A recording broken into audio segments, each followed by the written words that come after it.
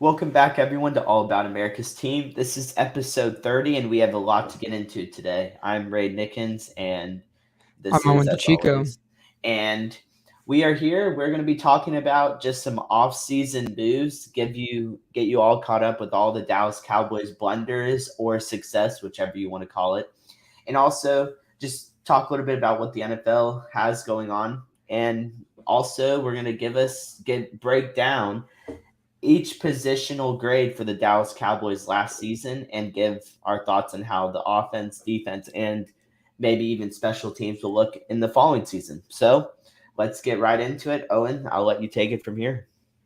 Yeah, so there were a lot of moves over the past few weeks. I think one of the more shocking things that happened, or well, two of the more shocking things that happened was players saying they were going to sign with the team and then last minute backing out. And we saw that with Randy Gregory. We also saw that with Zadarius Smith, who recently just signed with the Vikings. And there's a lot of speculation that he was going to go to the Cowboys, but one thing you can do for players whenever they're in free agents, you should go to their Twitter and see their recently liked comments. And Zadarius Smith liked the comment talking about Minnesota being back, and from that moment on, I was like, okay, like he's not coming to Dallas.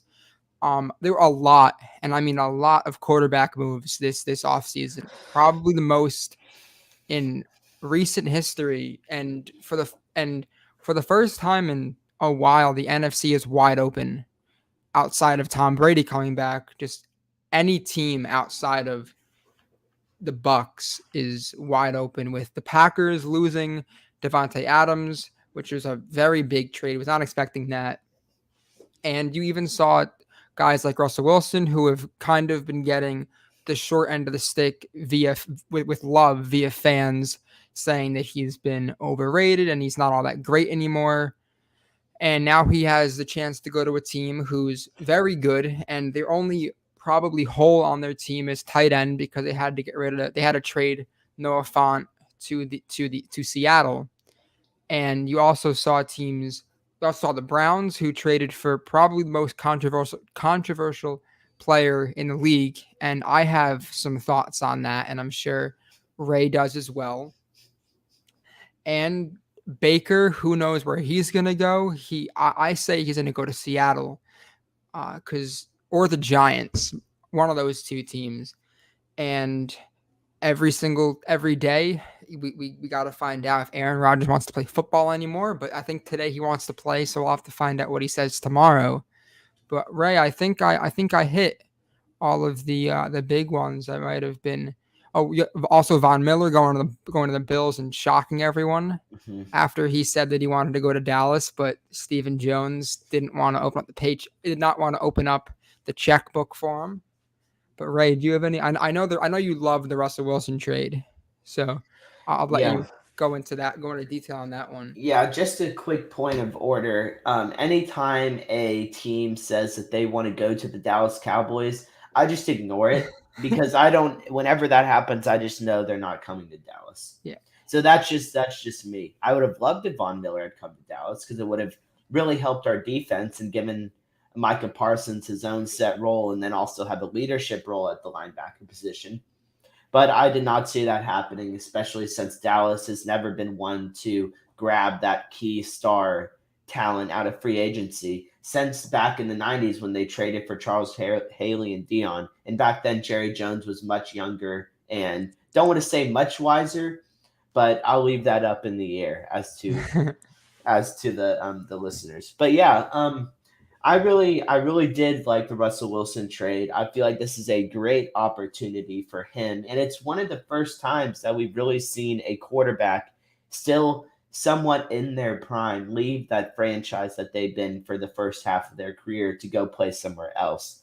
I mean, Tom Brady, he left the Patriots after 19 to 20 years of being with the franchise, and he was older and ended up even retiring and then ultimately returning, which was happy for some people, frustrated for others. Some people were a little angry because they thought that Tom Brady was not going to be bothering them anymore, but now he is once again back. So we'll have to deal with him for the time being. Um, but yeah, I think Russell Wilson's in a great situation in Denver. He's got weapons that were on par with what he had in Seattle. He's got young weapons: Jerry Jeudy, Cortland Sutton. Um, they're Tim running. Patrick. Tim Patrick is there. Javonte Williams. I don't know if Melvin He's a free or agent. yeah, I don't know if Gordon's going to be there next year. Maybe, probably not. But then the defense still have Surtain. It's a very young defense, so I think he's going to be in a great spot. As for the Green Bay Packers, I was really, really shocked to see that Devontae Adams ended up getting traded to the Raiders, and I'm sure that I'm sure that Aaron Rodgers is kicking himself right now, even though he got a boatload of money. He is once again in a position where the cupboard is bare at wide receiver. So it's going to be interesting to see what the Packers do at the wide receiver position. Um, Odell Beckham Jr. is still out there. However, he is hurt, so I don't know if that's the first investment you want to make. But there is still some talent out there to be had if you want it, and also with them getting some picks back for Devontae Adams, you find a wide receiver in the draft and hope for the best. But the Packers, they're still going to be a playoff team just because their quarterback, whether you like him or not, is still one of the top quarterbacks in the league and has shown the ability to at least get a mediocre to pathetic team into the playoffs. Now, winning playoff games, that's a completely different story. But getting to the playoffs, he is definitely very good at. And the trade that actually gave me a little bit of warmth in my heart was the Matt Ryan to the Colts trade. Mm-hmm. I mean, that Matt Ryan, since that Super Bowl, he's just been dealing with so much crap from fans, from haters, from everybody about the Falcons blowing the 28-3 lead to Tom Brady. And the Falcons just since then have completely fallen apart. Calvin Ridley got suspended for gambling. That was go figure. Cordell Patterson's basically their offense when he started out as a punt returner. They have been running the football through um, catching passes. Now he sends out a tweet that he might have to start warming up to play quarterback. So that's just kind of the dysfunction in Atlanta right now. But I'm really happy for Matt Ryan to see what he's got left in the tank in Indianapolis. We just recently saw Philip Rivers lead the Chargers, go to Indianapolis and have success. And Matt Ryan, I feel like, has a little bit more arm strength than Philip Rivers had in that part of his career. So it's going to be very interesting to see what the Colts do going from Carson Wentz to Matt Ryan. They kept their great offensive line. Jonathan Taylor is healthy. T.Y. Hilton's still there while him being old. And then they just have a lot of other young, Michael Pittman Jr. being there, just a lot of young talent to go off of. And I'm really excited to see what the Colts do, especially with their defense being, he's back. Yeah. But yeah, seeing where their defense is next year. So I think the Colts are a very sneaky wild card pick for a late playoff run, depending on how Matt Ryan looks with him getting older. Yeah, I'm surprised you only had to give up a third round pick for him. You could look at it as being way too much, or you could look at it being not a lot at all. And what I was most searching for when I saw that trade was who was going to take on his cap hit, because this is the same thing that's going on with Baker. I think Baker is that the Browns don't want to have his contract, obviously, and there are a lot of reports that it's going to take Cleveland giving up a pick for that someone might want to take up his contract. I'm surprised that Atlanta was so willing to take on his $45 million cap hit. Yeah, I mean, I can see why he went for for a third, because, he is up there in age, 37, 38 years old. He's not in his prime. So really, there was a lot of risk as well for the Colts to be taking on Matt Ryan, because you don't know if his arm's going to transition into next year. While you were gone, I mentioned Philip Rivers, when he went to Indianapolis, it looked like with his last season with the Chargers that he was just completely washed. Like some of his throws, he didn't have the arm strength anymore. Then he went to the Colts, and it looked like the same Philip Rivers from the year before, but also it just looked like he was rejuvenated as well with the better pass protection, the better run game. and they were able to make um, little bit of noise in the postseason. Yeah, But it seems like if you're an old quarterback, the team to go is to the Colts. They'll take you right in. They've been yeah, searching for their quarterback since Luck decided to retire, and everyone thought that Wentz was going to sit into that role, but then he's now a commander. So it's interesting to see what's going to happen regarding their quarterback room, because I know that Darius Leonard is not all that happy, and when your franchise piece on defense isn't really happy with what with what the front office has been doing. If things keep on going that way, he could definitely walk in and ask for a trade. So it'll be yeah, interesting to see what yeah. I mean, happens. I'm pretty sure he'll his mood will lighten up when the Colts start winning football games, because Matt Ryan, even though he is 8 to 10 years older than Carson Wentz at this point, I'd rather have him under center than Carson Wentz any day of the week. But so I think we should just kind of move on, Yeah, transition from the easy non con com uh, controversial. non controversial pieces, and just talk about Deshaun Watson, because that's the big news of Yeah. the last few Mhm. 10 or so days. So Yeah. I'll just kind of give a little bit of a backstory for anyone who has been sleeping the last Few year months. and a half or so.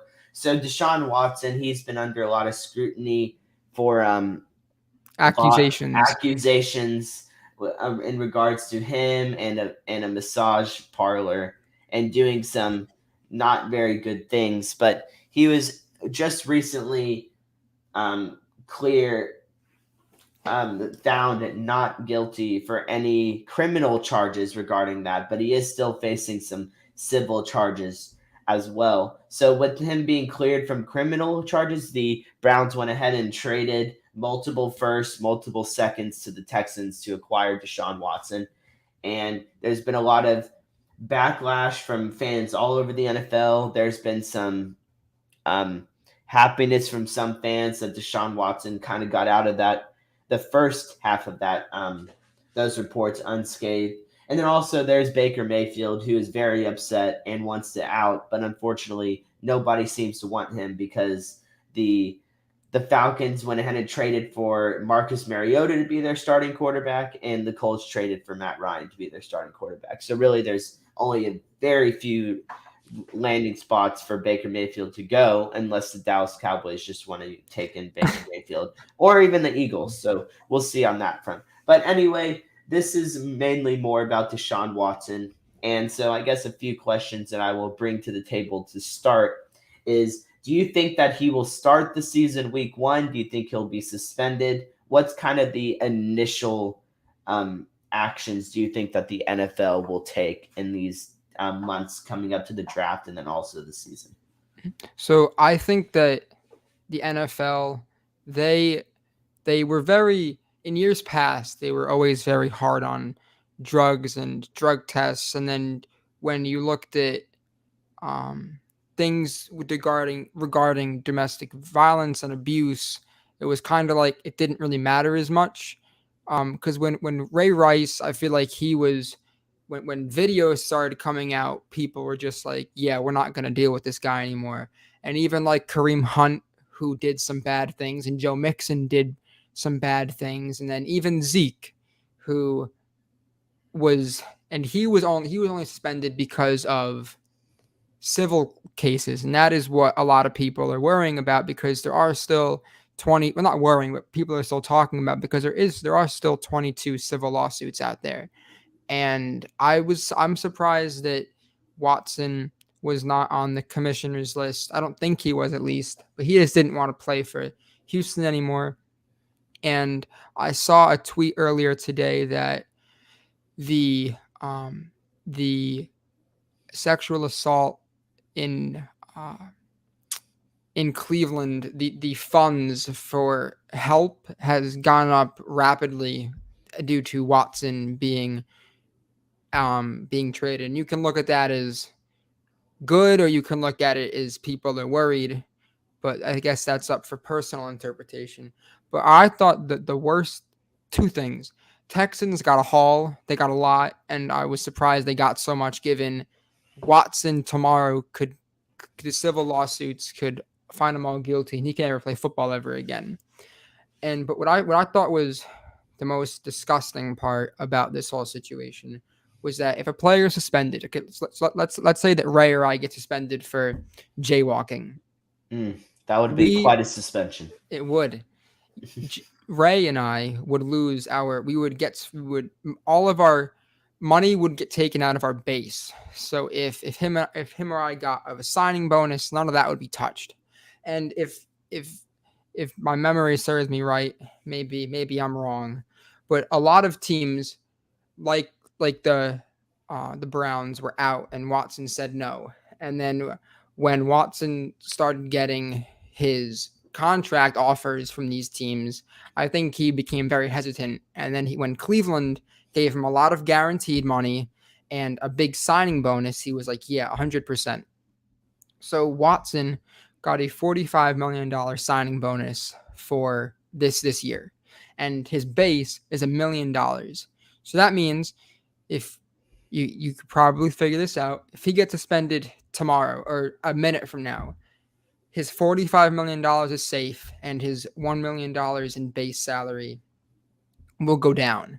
And I think that whatever agent he has needs to he needs to get a promotion, because that is highway robbery, and in my opinion one of the most disgusting things that happen in the NFL, because if you're suspended, there shouldn't be a loophole that you can find to save your money.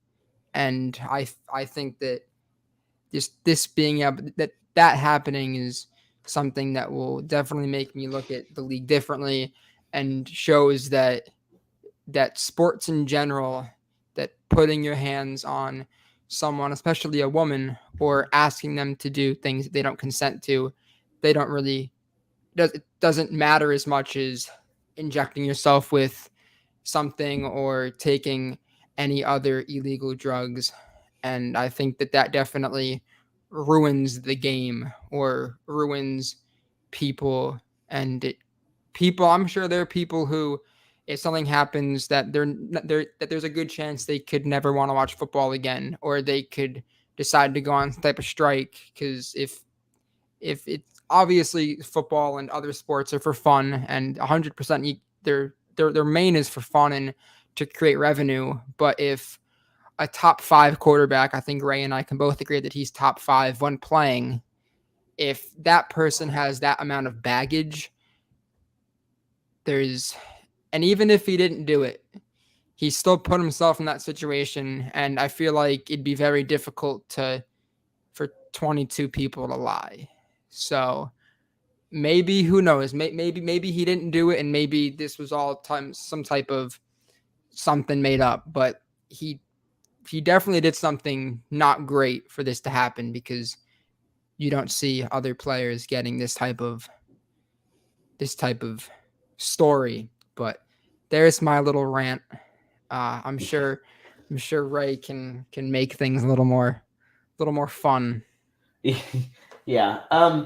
So I'm not gonna get to necessarily into whether or not I think he did or did not do that, because I think you should try and stay very neutral in this regard. I will say though, I do agree that the NFL's priorities on suspensions have been really out of whack the last 10, 12, 15 years, because you see, the things that the video that came out with Ray Rice, that was the first like real video of assault happening, and that happened in the elevator. And he was suspended, and no team touched him after that. He was completely done from the NFL. And then you have a few years ago, you have Kareem Hunt, same issue with the video surveillance. He lied about it going in, saying nothing happened. Those reports are false. And he goes and he gets suspended, and ultimately he is with the Cleveland Browns playing football. And you also have this stuff with Greg Hardy coming to the Cowboys, being on that 6-7 game suspension, playing football for assault. So really, it looked just the NFL. They kind of sometimes the NFL doesn't give out the right. They give out falsely. They give out punishments to falsely accused people, and then sometimes they don't give out harsh enough punishments to people who deserve to be suspended. And I think the whole um, issue with the PEDs or marijuana being, or even gambling, being like these high suspensions when you have sexual misconduct, assault, battery, etc., is a lot of times lower than those other suspensions. It's sad. So that's point number one. Point number two, in regards to his contract, that was also something that was very intriguing to me. I took it a little bit differently than you did. I took it as something where the team is basically saying, we have your back. So if you get suspended, you're not going to lose all this money. And obviously kudos to the agent for getting that done as well. But it's showing, and I take this if I were Baker Mayfield, regardless of whether or not Ray Nickens feels about Baker Mayfield. If I was Baker Mayfield, I'd take this as a huge slap in the face, considering that my criminal record is nowhere near Deshaun Watson's at this point. And I've had flashes of greatness for your organization, and now you are wanting to cut bait with me and give this guy very very small margins of loss in his contract if he were to get suspended. So that's how I took it. But that's the NFL world that we live in. And with all that being said, Deshaun Watson, if he were to go out there and play, he would vault the Cleveland Browns into a stratosphere that Baker Mayfield could never vault them into. So it would be very interesting to see what kind of team the Cleveland Browns are with Deshaun Watson when comparing them to a Cleveland Browns team with Baker Mayfield. And the best part about that trade, from a Cleveland perspective, they didn't have to give a player. I was thinking, or another guy that I know who's a very big Browns fan. We and I were both thinking that one of their two running backs, preferably Kareem Hunt, was going to have to get traded, or just any player in general. And I think that it was, if I think maybe, Ray, correct me if I'm wrong, Deshaun Watson's a better quarterback than Russell Wilson, and they had to give up a lot to get Russell player-wise. And granted, they only gave up 2 first-round picks, and Houston had to give up 3. Houston received 3, but it's weird. I was just surprised with the difference of the 2 trade packages. Yeah, I mean, I think Houston is regardless happy with how their trade turned out, considering that they have so much draft capital now to just kind of rebuild that team. And I mean, I think they're okay with seeing what Davis Mills has next year, especially since he showed some flashes the last year. And I think like getting him weapons and seeing what he can do is definitely their best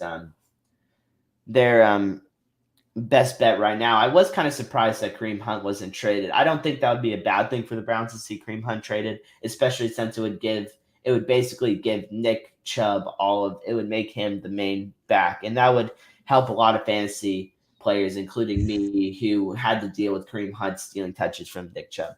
But with that being said, that's kind of where the NFL is at this point. So I think this would be a great time to transition into the Dallas Cowboys, which is what this show is all about. So yes, 100%. And I think that while talking about the Cleveland Browns, we can talk about Amari Cooper, and love him or hate him, think he's great, think he's horrible. He was still someone who in 2018 Dallas gave up a first-round pick for. And whether you thought that was overpay or thought it was a steal, in my opinion, looking back at it, it was still worth it, because you had teams like Philadelphia who 2 years before 2018, they were giving Dallas fits in both their games in Dak and Zeke's rookie year, and even in 2017 when they won the whole thing. And Philadelphia wanted to give up a second-round pick, and I feel like Dallas had to up it one, because that offense in 2018 with Michael Gallup, and they basically had a wide receiver by committee, and it was very difficult to watch. And I like the Michael Gallup draft pick, but I feel like they definitely needed someone, given Des Bryant being cut loose. But I feel like The trade was fine. I think that Amari Cooper, his career will go down tremendously just based off of the fact that he hates playing in cold weather, and Cleveland just does get cold. And I'm sure Ray, if we had 4 hours, Ray could break down the New England game, the Jets game from a few years ago. Basically, every game that's not in a dome, Ray can have a lot to say about that. And I like Amari Cooper, but I feel like at some point in time you have too many weapons, and you could think that's great, or you could look at it at the way that I started to look at it, and was like, if you have so many great players, at some point in time you're gonna have too many, and it's gonna hurt your team because Amari Cooper. A few episodes ago, I went into games where he was great, and in one of his best games was against Minnesota, where you had Cooper Rush just feeding him the ball, and Dak doesn't do that. Dak likes to spread the wealth and likes to hit his tight ends most of the time, just like Romo did with Witten. And I think that if you trading Cooper will allow CD, and we're gonna know, I'm sure in the first 5 or 6 games of the season, we're gonna see if CD Lamb is everything that was hyped up to be. And I know Ray and I were very, very sad seeing him in his final year at OU just tearing up Baylor. And sadly, we couldn't even see him play against Baylor because he was injured during the regular season when Jalen Hurts had probably one of the best career or college moments of his life. We don't talk about that game, Exactly. especially since we redeemed ourselves 2 years later. Yes, exactly. Yeah. And I heard something where they said that they didn't think that Amari fit in their offense, and you could think that that's a dumb comment, but Michael Gallup's a good wide receiver, and he's their best jump ball wide receiver, and I think that Amari's good. I think that in a land where CD gets way more touches, he can do exactly what Amari does, if not better. Amari definitely is one of the better route runners in the league, and I think that CD is going to have to work on that. Not that he's a bad route runner, but to fill in his shoes, he's going to have to be that. And with Gallup tearing his ACL so late in the season that he did last year, he may not play for the first 4, 5, maybe even 6 games, which is why when we get into our free agency signings later, the guy from Pittsburgh who they signed, who Des Bryant said that he was going to be a Cowboy. I was talking to a few Steelers fans, and they were saying that he was really good. He just never got any touches. And I'm looking forward to seeing what he can do. And his James Washington, I forgot his name. Sorry, I had to remember it. But he can be a good wide receiver 2 and eventually a wide receiver 3 once Gallup comes back. And I was surprised that I've never seen the kid play before, but talking to a few Steelers fans who have watched him play, they said that he didn't really get as many touches as he should have, and in a bigger role, which he will have a very large role in Dallas in the first quarter of the season, that hopefully he can become one of Dak's more trusted targets, and hopefully, given or going back to the COVID year, we all heard about Dak's football field in his backyard. So hopefully, Dak and James and company can throw the ball around. But that trade and the Randy Gregory debacle, I had tennis that Tuesday, and I was playing tennis. Going into tennis, I was like, oh my goodness, like we just re-signed him to a steal of a deal, and he's going to be great for the next 5 years. He only has maybe 2-3 seasons underneath his belt. And then after tennis, I was walking out and I saw that he was a Denver Bronco. And a lot of people were saying, right, give me like a minute. I know that these two you have a lot to talk about. But one thing that I didn't really like, people were saying that Randy owed it to Dallas to stay. I don't really think that that's true. And in my opinion, the only reason why Randy even was still a Dallas Cowboy during all of the things that was happening was because of his talent. And If he didn't have talent, then he would have been cut years ago. And Jerry trusted him and saw something in him, and they ended up giving him a chance in the second round. And there were a few years where it was just like again with this guy, but for whatever reason, whether you think that it was a clause in his contract that his agent didn't know about, or you think that his agent's from Denver and he wanted his client closer to Denver, so he lied about some stuff. It's whatever you think it is. I'm happy for the guy, and hopefully he can have a good year, and it'll be interesting to see what happens.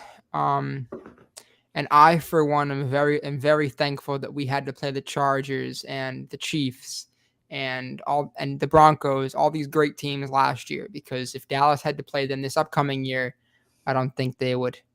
Don't think it would be all that great. But there's a whole bunch of other stuff that happened, and we're going to get into that. But those are two of the biggest, in my opinion, the two biggest departures. But there was a lot of great things that happened, and I think that my move that I think was the great best was re-signing Jaron Curse, who was probably the best safety that Dallas has had in a very long time, and we can get into that later. But Ray, I'm curious as to what you think about the Amari Cooper trade, because me and you have gone back and forth on him and whether we think he's a good fit for Dak and everything like that, and with the Randy Gregory signing and then last minute going to Denver. So floor Yeah. is yours. Yeah. So first thing I'd like to get off my chest is I'm glad that Mr.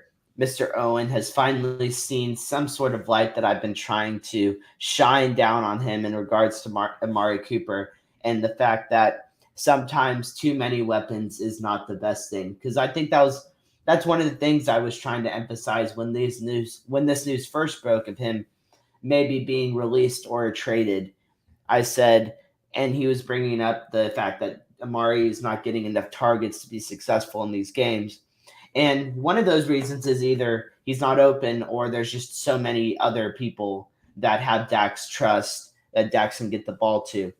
And so I really think that it's going to be a lot better, or it might be worse before it gets better, but I think it's overall going to turn out okay for the Cowboys on offense, because they traded away a player who has a lot of talent and has shown flashes of greatness as a Cowboy with those huge games against Washington and Philly in the 2018 season, and then also him showing up in the game against Tampa this year, and also against the Minnesota Vikings. But there are way too many games with Amari as a Cowboy where he has not shown up and he has laid duds or has been inconsistent on the field, not active. You barely even know that he's playing. And then you have the game where Jason Garrett, the biggest puppet of all time, benches you and on a final drive, which is just Hilarious. it's very hilarious, and that's one of my favorite forms of failure as a Cowboys fan is one of the is that event right there. But I think that it's going to work out. Mari Cooper, he's going to have a great quarterback in Deshaun Watson. We'll see if he does the same sort of thing with the inconsistency, or if he improves and becomes more consistent because of Deshaun Watson. But ultimately, we really, as Cowboys fans, don't really need to worry about Amari Cooper unless we end up playing him. So I'm just going to kind of tie up the Amari Cooper book with a good luck to you in Cleveland. Hope for the best. Hope you continue your career in a positive direction and not a negative direction. As for James Washington, this is a guy who wanted to be traded at the beginning of last year because he felt like he wasn't involved in the offense, and he's shown flashes as well. And I think he'll be a really good acquisition for Dallas, not being a wide receiver one, not getting paid the big bucks to be a wide receiver one. So he can kind of step in and fill in and make those catches. routinely. He doesn't have to get 8 or 9 or 10. He can get the 2 threes or 4s, 1, 2, 3, or 4 that Amari was getting when he was in Dallas. And the fans are not going to be crying, me specifically, crying about Amari not doing jack, as I like to call it in the PG version. Um, but yeah, and as for the Randy Gregory situation, I have not heard a report of the agent lying to get into Denver. I do think that's very comical if that actually comes out to be true. I don't know if that's a report or not, if that was just a joke. But I think ultimately Randy Gregory is at the place that he needs to be, for him. Um, I think the written law in the contract was one of the main reasons why he ended up backing out and signing somewhere else. Because I guess as a person, or in his like mental state, he didn't want to um, hurt himself financially if he were to make a mistake with like the drug policy for the NFL, and he wanted to still be compensated. So I think that's a good move for him, good business move for him. Doesn't really help the Cowboys very much because they lost a very young player who's still um very healthy considering he hasn't played very much, and gave a lot of contribution last year when he was on the field. So um I think the Cowboys are going to be hurt in that situation. The the fun the thing that was really funny though was when they signed Dorrance Armstrong to a pretty long term extension, and I was like who the heck is this guy? And I googled him, and I'm like, oh, he had 5 sacks last year. How exciting! And I know Owens talked a lot how sacks don't mean everything, but it was just kind of funny that this guy had one less fewer sack than Randy Gregory, and I had no idea who he was. So that's just kind of the Cowboy. I'm sure I'll hear a lot about him now as he is now filling in for Randy Gregory on the opposite side of Demarcus Lawrence for the time being. But I do think that Micah Parsons is very he can fill in and get those QB pressures with Randy Gregory being out. He with him leading the Cowboys in sacks last year. He's just a so versatile player that he's going to be able to fill in where Randy Gregory would have filled in. Just going back to where it would have been nice if Von Miller had been gotten to Dallas, because it would have given Micah Parsons that opportunity to kind of move around the field and not necessarily play as a full conventional linebacker. So I don't think I'm missing anything. The Curse signing was good. They also re-signed Malik Hooker, I believe, so they brought back both safeties. I do think the Cowboys do need to still address their secondary, maybe get a cornerback in the draft just to kind of boost that as well, because they are what Trayvon Diggs needs somebody on the opposite side that's not Anthony Brown, so he can kind of slide into that cornerback number 2 role. Because I think while he is super talented, I think he is a better cornerback 2 than a quarterback 1. So Yeah. there's the hot tea for the episode, I guess, the Trayvon Diggs take. But yeah, I mean, free agency has not been super exciting. It has been exciting for all the wrong reasons if you're a Cowboys fan, but overall there hasn't been much of a splash when it comes to bringing in players, which is usually not the case when it comes to the Cowboys. Yeah, I think that I completely agree with that. And when I was happy that they brought back Dorrance Armstrong, he was a 2018 draft pick from Kansas that Dallas picked in the 4th round, and he never really got to play all that often. And then this year, due to injuries with D-Law and Randy, I think he was out for a game or two. This allowed Dorrance to play some more, and I think that it was great for him to be able to play. I'm looking forward to seeing what he does with hopefully a full offseason as being that starter, and then also with Dante Fowler Jr., who hasn't really been all that great recently, but he is back with his high school and coach Dan Quinn, and hopefully he if anyone knows how to bring the best out of Dante, it will be Dan Quinn. So I'm looking forward to that. And then they did bring back a few of their linebackers. They brought back Luke Gifford, who from a few years ago I was looking forward to him playing, but he's primarily been a special teams guy, but hopefully he can slide into a more conventional linebacker role. And then just some of the other notable signings, you had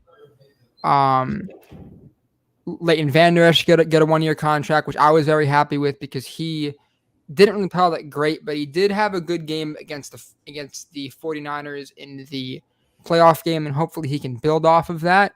And I'm also happy because he was eligible for a 5th-year option this year, but it was declined, and they brought him back for a much cheaper deal, which I was a fan of. You also had their long snapper being re-signed, who is probably, I don't even know what to say about that. What Malik about their Hooker, punter? hopefully they can bring him back. And then also you had Lyle Collins getting cut, which I wasn't really. I mean, I was more happy about them getting rid of him because he was going to cost a lot of money. But also, I think that Terrence Steele showed you enough that that he can play right tackle for a good amount of years. And honestly, if they think he's the right tackle, they should just pay him now because it's going to be a lot cheaper. And if he does have a great year next year, I'm sure someone else like the Bengals will want to pick him up or something like that. Yeah, and I think at this point also this is the time to emphasize offensive linemen in the draft, especially with Zach Martin getting up there in years, Tyron Smith being a grandpa left tackle now in the NFL. So I think it is time for the Cowboys to rebuild that offensive line. And I think while Terrence Steele did show flashes of being a solid right tackle, there's still those images from the year before when he had to fill in that still haunt me to this day as a Cowboys fan. So I think that it would not be a horrible idea to invest a pick in a right tackle as soon as possible in the draft, as well as even a left tackle. But I want to get something really quickly in regarding Amari Cooper, untie the bow and just say one more quick thing. Amari Cooper, I'm going to say this again because I feel like I specifically have not said this enough. He when he did come in, he was a huge upgrade for the Cowboys at wide receiver because at that point they had a NFL receiver in Dez Bryant who is a very one-dimensional, one-trick guy at that point. He was a possessional receiver that went up and caught footballs. He wasn't a great route runner. Didn't have this. He was never really fast, but he wasn't as fast as he once was with his injuries. And I think at that stage of Dak Prescott's career, being young, he was not in that stage of his career where I guess he was comfortable with force feeding the football. He didn't have that rapport with Dez Bryant that he would have if he were Tony Romo, who was, when Dez Bryant came along 4 or 5 years into the league, was a confident quarterback, was okay with spreading the ball to specific guys, had already played with Terrell Owens, so he had that experience playing with the hothead at receiver. So I think it was a huge plus to bring in a guy like Amari Cooper, who was very level-headed, didn't say very much, was very content with what he got, whether that being positive, where I think that ended up turned out to be a little bit negative moving on towards this, especially this year. But at that point, it's a huge upgrade because it brought a guy who was, like Owen said, great route runner, had the speed, very talented, and it really boosted the Cowboys' offense. But going into this year, Dak Prescott is a much different quarterback than he was in 2017 and 2018, where he is much more of a veteran. He's got his paycheck. He's a made guy, not necessarily by like titles and rewards, but just a made guy, and that he has the experience in the NFL. So this was overall, like I said, a good move for both sides because it just kind of takes a lot of pressure off the Cowboys offense to get the ball to their number one wide receiver, who they are paying number one wide receiver money. And then the Cleveland Browns get a guy who's very talented, still only 28, 29 years old, and to pair with their incoming quarterback. So that's my final last thoughts on Amari Cooper. Yeah, it was definitely an interesting departure. I think Dallas, their front office. I think the worst thing you can do is when cut season comes, you say, okay, I want to trade this person, but if no one wants them, we're gonna cut them. And you see with Baker Mayfield and even Matt Ryan, they said we just want to trade him. They never mentioned cutting him because cutting him is stupid. But Dallas with Lyell, with Amari, and the only Dallas, I'm sure they could have traded Amari for much more, but they wanted a team to take on all of his $22 million, which the Browns were willing to do, and that's the only reason why he went for that amount of money. But yeah, it was. I think that Dallas never really gets involved in the first week of free agency.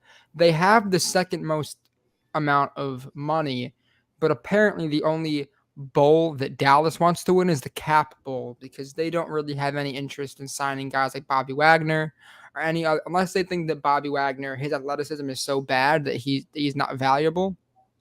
I But think the Cowboys were to sign Bobby Wagner in the next 5 minutes, I would be ecstatic considering who yeah, Bobby Wagner is as a player. And he would be the same he would be basically the same kind of guy as a Von Miller, except for he is a captain. He's served in a role as a captain of the defense playing middle linebacker. And it would take so much pressure off Micah Parsons to just do what he does best and catch and chase the football. yeah, So I exactly. would be ecstatic if they signed Bobby Wagner. Unfortunately, the Dallas Cowboys, being the team that they are, will not end up doing that. Yeah, and same thing with Zadarius Smith, who is an outside linebacker. He's people wanted them to sign him, but then he signed with the Ravens. And then when he backed out, it was okay, Dallas and Minnesota, but then he's now a part of the Vikings. But I think that Dallas has gotten pretty good in the second wave of free agency. And hopefully when cut days starts coming in the future and the draft, Dallas, their philosophy is we're going to draft players and we're going to retain those players, which is why they always in free agency always want to bring back guys they've drafted. And you can think it's a bad move or what, but I think that right now the team that this is on Tuesday, March 22nd, and the team this is on May 1st are going to be two very different teams. Whether that is because Dallas, they could draft the center, they can draft the guard, they could draft the linebacker, they could draft the defensive tackle, they could draft anything basically, anything on the table besides quarterback, which I'm sure Ray would be like, well, we could really use Kenny Pickett or something like that. But No, Owen knows my stance. We are on the clock for Arch Manning in the next of 3 4 course, years. of course, of course. So hopefully, Dallas. I think that something that will always haunt me is the Taco Charlton pick because they thought that his not intangible, but his measurables at the combine were much better than TJ Watt. But the best player was Watt, but they didn't think that he fit their system. And now you have a guy who just tied the sack record, and Taco, who is probably may never play football again. Hopefully he does. He had a flash or two somewhere.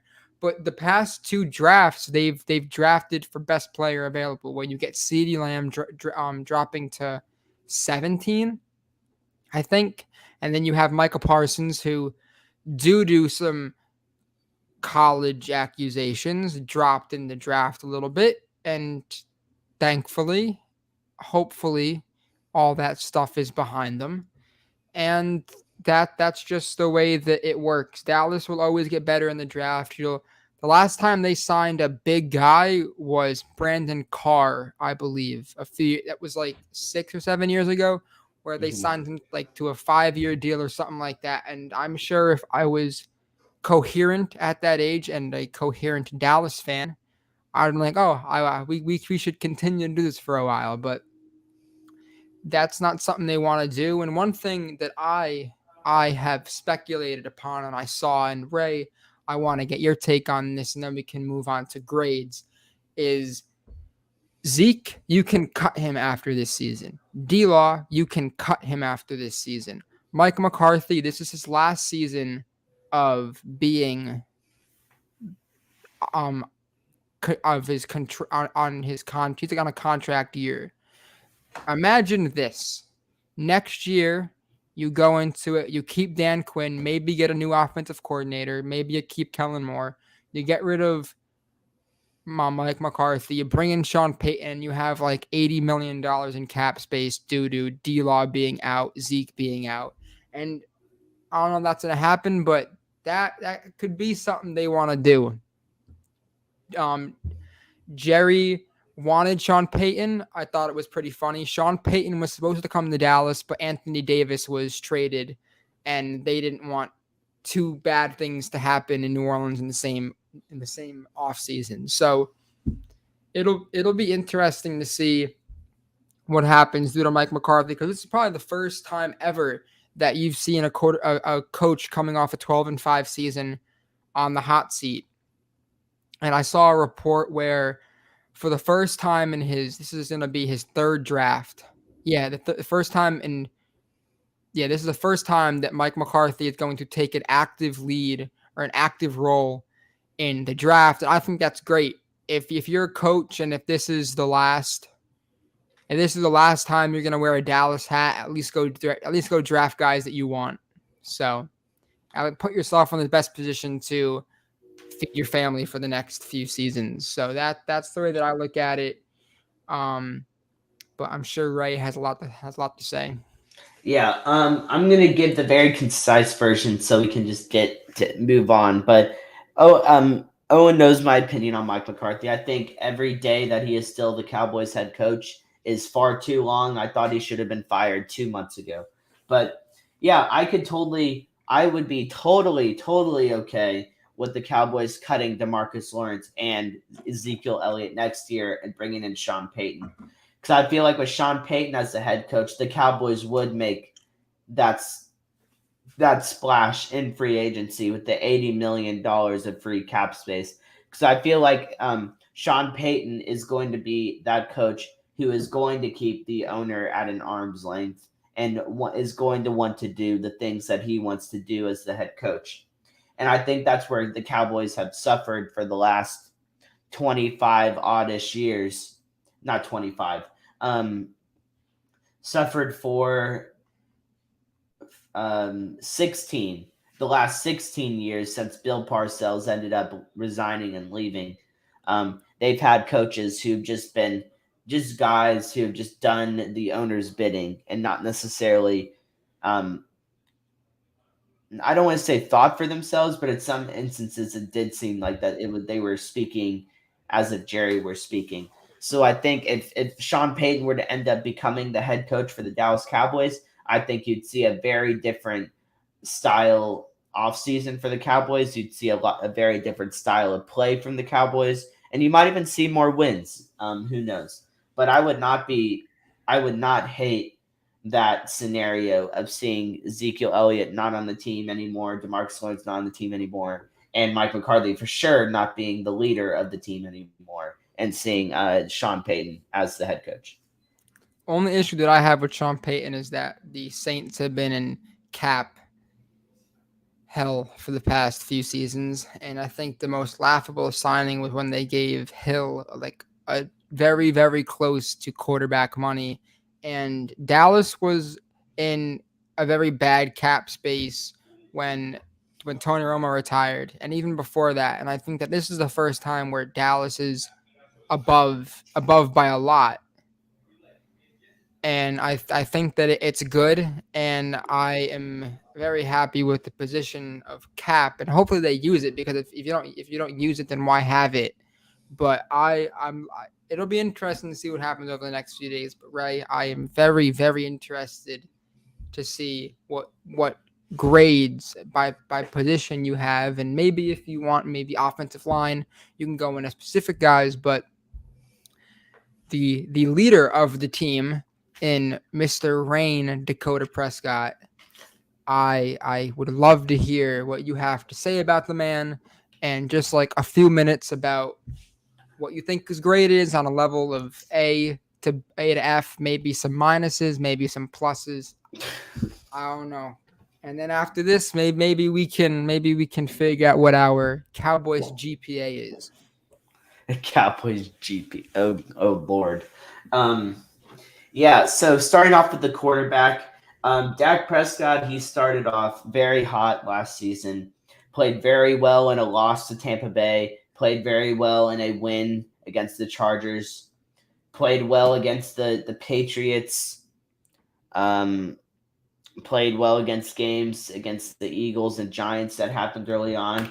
And after the quote unquote calf injury that he suffered, where it caused him to miss one game, Dak Prescott was very inconsistent. He wasn't very good. The defense carried the Cowboys to a lot of victories against the Mike Glennons of the world, the Jalen Hurtses of the world, um, and some other the Taylor Heineke's of the world and slash Kyle Allen's, where even against the Washington football team, now the Commanders, the first time Dak Prescott's pick six let the Washington football team back into the football game. And ultimately, it was a fumble by Kyle Allen that ended the Washington's hopes of coming back. But what noticed later on in the season, when the Cowboys, like this is a routine common theme in the Dak Prescott era, when the Cowboys played against the solid football teams, the Denver Broncos, who are not necessarily a solid football team, but at that point they were mediocre in the playoff hunt. They lost against the Kansas City Chiefs. They lost against the Raiders, who made the playoffs. They lost, and really they kind of went on to a downward spiral all the way throughout the end of the season. Faced the Cardinals, ended up losing. So ultimate and of course the San Francisco game where they didn't win. So overall for the season, especially coming off a big contract year where Jerry Jones basically said, "All right, screw it, you're the quarterback. I overpaid for you. Get it done." I'm going to give Dak Prescott overall for the season, even though they went 12-4, but losing in the first round, I'm going to give him a C plus for the year. Interesting. Yeah, I definitely think the calf strain and the coming off of the foot injury, and then you had a shoulder, and then ended up getting surgery on his shoulder. I think that Dak is he's a bit of an off season ahead of him to try to get healthy, and I'm sure that Dak, being the natural born leader he is, that he'll come back next year and be as good as we've seen him, given that I'm sure, hopefully, he has his Twitter mentions off. But I'm sure that people are saying that without Amari, he's going to be nothing. And he even said that he's very happy to have. I would love to talk to those people because even with Amari, actually, I'm not going to say that. I'm going to flip that. Amari being the inconsistent player that he was, I don't think Dak was necessarily hurt or he was necessarily worse. Um, wasn't necessarily worse off with Amari as he was without Amari. So the trolls online need to kind of look at the receiver more than the quarterback. Even though I do have my issues with Mr. Dak Prescott, but I will defend him in that regard just to get a little bit of a cheap shot at Amari Cooper one last time. But yeah, I do think Dak Prescott is a B ranged quarterback. So I definitely think that there's room to bounce back, especially next year with the schedule being a lot less excessive in some areas. Play a lot of chopped liver teams, especially the Jaguars and the Jets. So um, definitely think that Dak Prescott could end up improving his grade to a B or even a B plus next year. Yeah, I'm gonna have him as a B minus, just based off of the fact that even though things went bad, Dak he'll too often Tony Romo would kind of lose you games on interceptions, but I'm sure Ray could tell me if I'm wrong. I don't think Dak. No. You're absolutely. Tony Romo did cost the Cowboys more than 10 games in his career by throwing an interception. However, he was also responsible for a lot of heroics Yes. because of his ability and I guess no conscience to try and make plays happen. Mm, So I think that that is kind of what separates the two quarterbacks.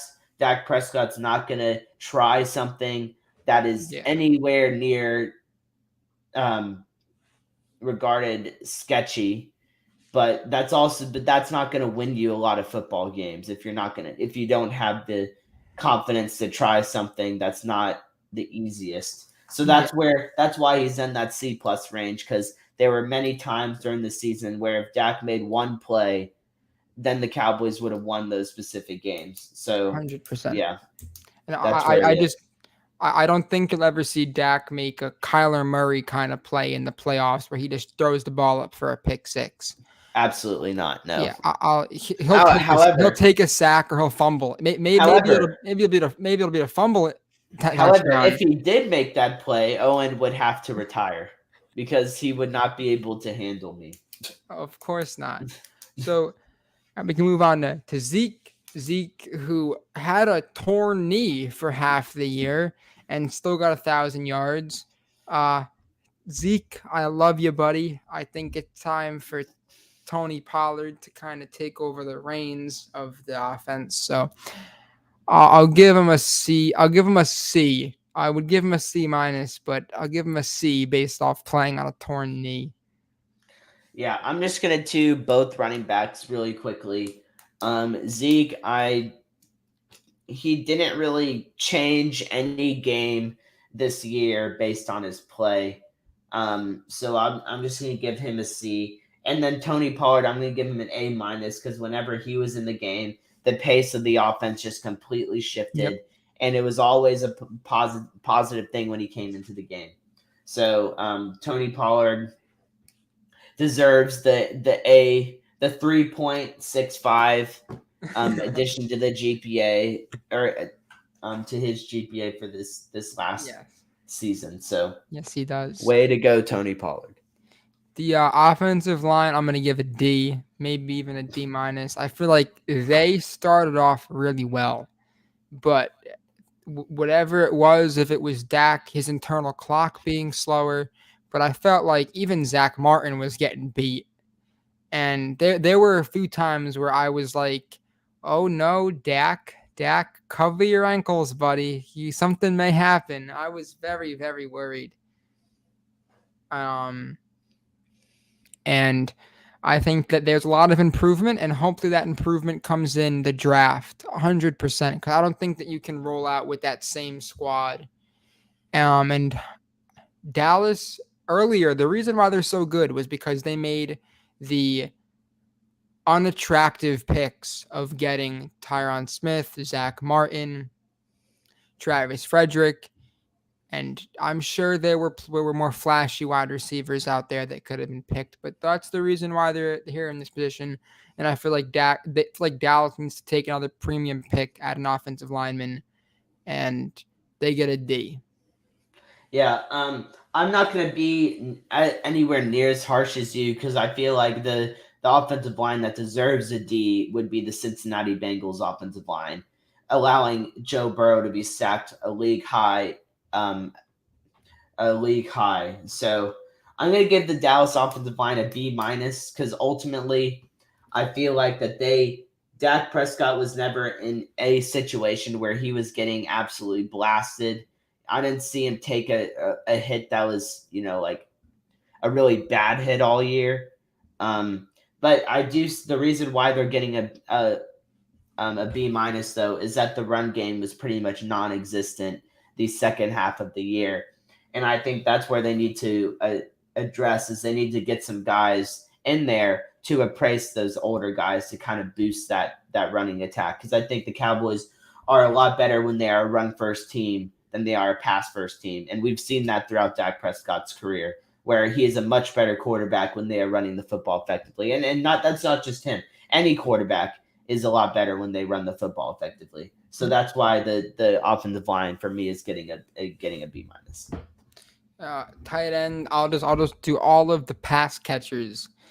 I feel like tight ends, they deserve a better grade. So the tight ends had a much better year than the wide receivers did, just based off injuries. Injuries in itself was horrendous, and Amari with COVID and Gallup being injured, CD with some drops. The wide receivers get a C plus, maybe closer to a C, and then the tight ends get a B plus. Yeah, I'm gonna give the wide receiver group as a whole a B because you had guys like Cedric Wilson stepping up and making huge plays against the Patriots early on in the year. CD Lamb showed flashes, but like you said, did suffer from drops, and also Michael Gallup being hurt. He made some pretty big plays while he was on the field, and Amari Cooper even had some splashes this year, last year, but ultimately was inconsistent. So I'm gonna give the wide receiver group a B, and then the tight end group I'm gonna give an A because Dalton Schultz once again proved what I said last offseason, that he is the better tight end of the two, and that's what the Cowboys ended up doing. They kept Dalton Schultz, and Blake Jarwin's no longer on the team. And that is only because he may never play football again. Dude was hip. Right. Yeah. Right. But with that, regardless, I hope he actually does play football again. Yeah, But yeah. regardless, Dalton Schultz was the better all around tight end because he had a lot of he blocked well when he had to last season, and he also became Dak's like number one trustworthy guy in the passing game, being his security blanket. So the tight end group gets an A. So moving on to everyone's favorite side of the ball. Actually, let's just do kicker real quick. I'm going to give Greg Zuerlein a D An F. because I just feel like it. Because he missed kicks early on in the year, but he also did make a few game-winning kicks. So I'm going to end up giving him a And D. the punter gets an A plus plus plus plus plus. And Exactly. talking about The punter is going to get the best grade on the team. speaking about punter, Brian Enger has been re-signed. A 3-year deal. Yeah, I'm happy man. Let's go. You know we're down bad when the happiest we've been all Yep, the offseason punter. is when the punter gets re-signed. But That's yeah, awesome. this is a fabulous news report. I'm in a live. much better mood now about this team. And we never get positive news during the air. Exactly. So this is a great fabulous day. And speaking Fabulous about day. tight ends in the draft, the Texas A&M tight end who I thought would be like a second round pick, he ran a 5.0340. So he will be undrafted now. So maybe Dallas can pick him up. But running a 503 at a tight end is awful. That's Tom Brady central. Except for he ran like a 6 flat. But anyway, let's go from the secondary down. So let's start at safety. I thought the safeties were very good. I'm gonna give the safeties a B plus for that position. And the reason why they're not getting an A is because I don't feel like they made a ton of flashy plays last year. Most of the flashy plays came from the linebackers and the corners. I think the safeties were just there. They did their job well, didn't make a lot of huge mistakes. So I'm just giving them a B plus, and there's room for improvement, bringing in back those same guys and maybe picking someone up in the draft. So they're going to get just like a B plus, very solid grade for the safety unit. I'm gonna give them I'm going to give them an A minus, and half of that the minus goes to the front office for bringing in so many safety this offseason. But Curse had a career year. He was the captain of the defense, and Malik Hooker had a really good year too. And I know that Ray was very excited about that signing. And he's going to be a year and a half, closer to 2 years removed from that Achilles injury. So who knows? He may even have a better year next year, but I'm looking forward to it. So I'll give him an A minus.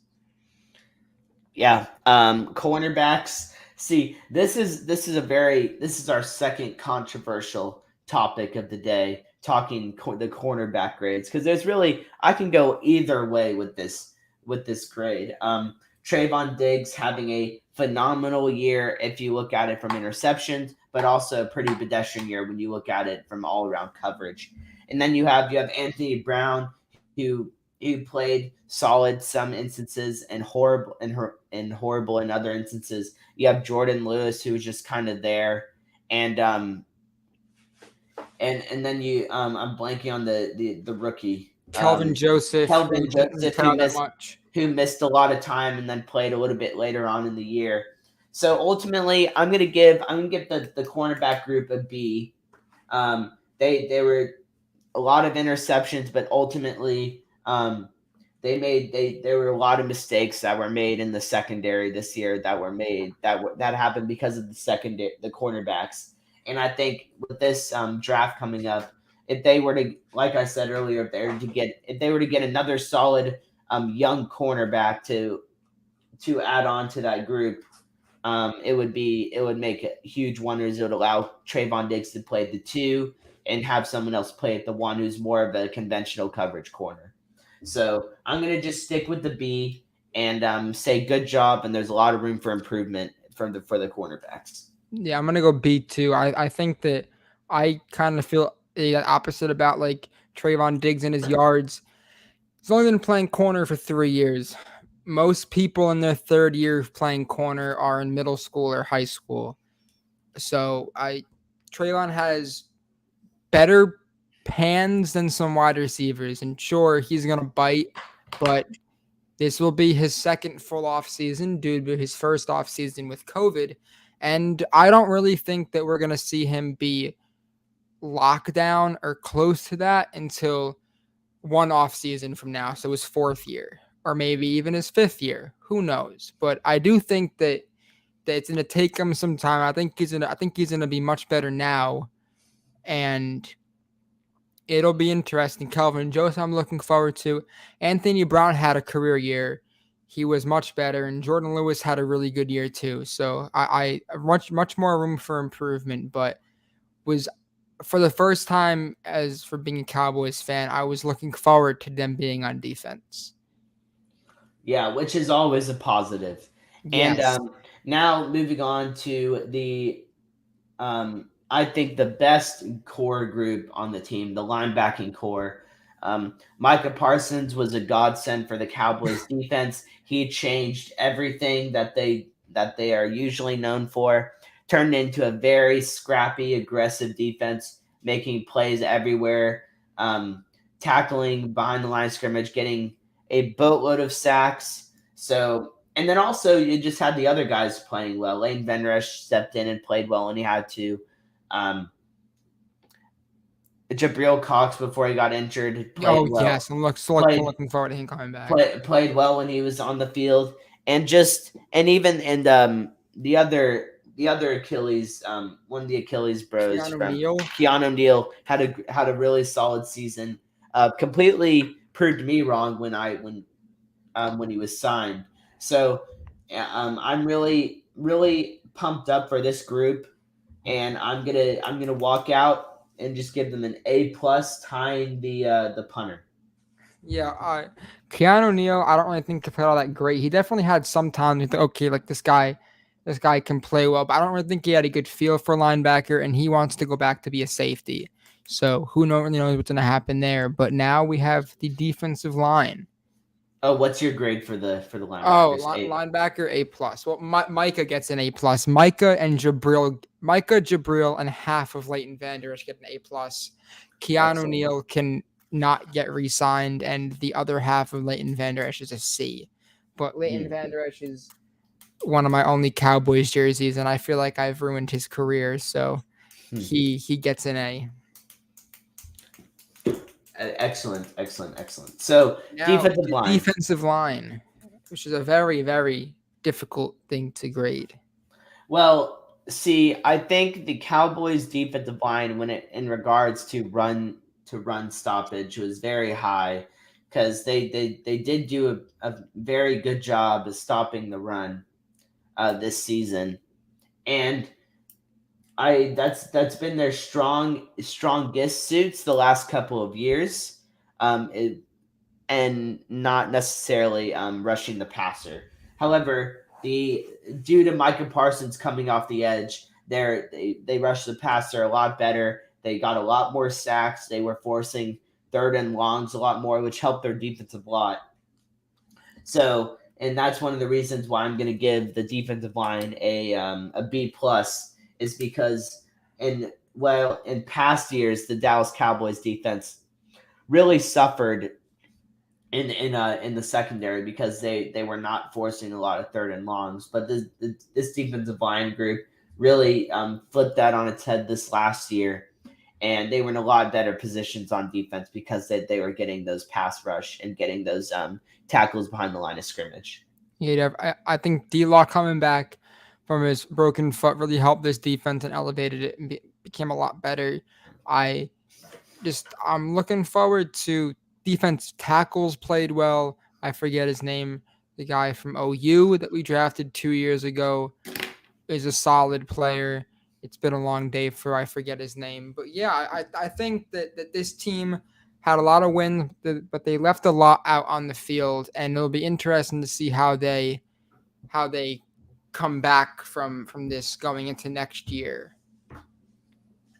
Hold on, I'm gathering the team. Neville Gallimore. Yeah. That is his name.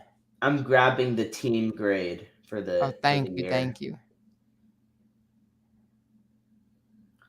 So by all means, keep talking. But yeah, I think that who really knows what's going to happen? There's a lot of uncertainties, but I don't think that it's fair to judge this team until after the draft, because as of recently, Dallas has gotten better a majority of the time through the draft. So I won't make any comments until after the draft, but Dallas does need to have a good draft for things to happen. And if they don't have a good draft, then I think that they're looking at second or third in the division, because I think Philly having 3 first-round picks and is really going to ruin some things. All right. Are you ready for the team GPA?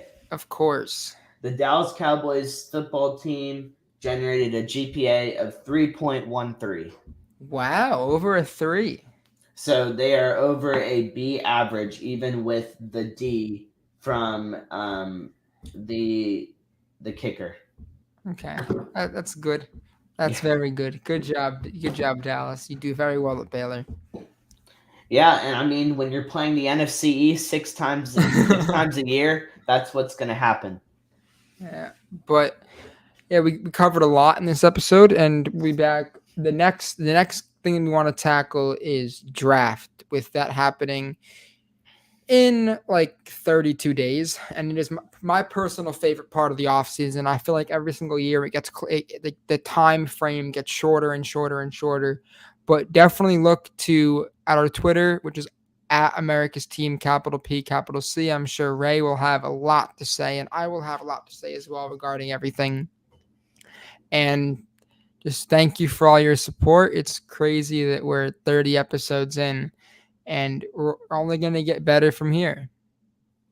Yeah, absolutely. Be looking out for that next episode where I will be tackling on the Cowboys, or not the Cowboys, the incoming QB prospects, and Owen will be breaking down everything else. So we're looking forward to that. Likewise, what Owen said about our Twitter, especially with the offseason ramping up, getting towards the draft, there's a lot of room to talk some football, talk some Cowboys football, talk some NFL football, and I guess college football with the prospects. So be looking out for that. And our Instagram is All About America's Team just by itself. And thanks for watching. It's been a long episode. Thanks for taking a lot of your time to spend it with us. And we will see you very, very soon. Yeah, go Cowboys. Go Cowboys.